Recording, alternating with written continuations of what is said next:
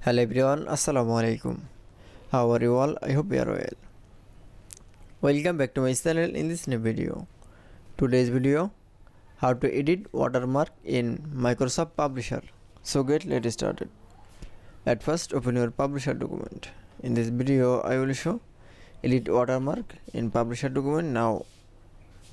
Then you can see this page is watermark. This watermark is from edit. Now going to the home menu option, view menu option, then click for master page option. Now click for a text, watermark text. Now select from watermark text option. Now go into the format option, then click for text field option. Now select from analysis color.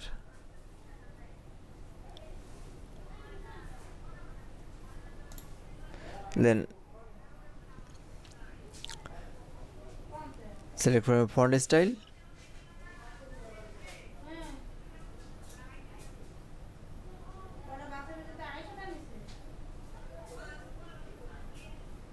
Now select from any font style. Now click. Then click for close the master page. That it's. Now you can see edit watermark in publisher document is very easily.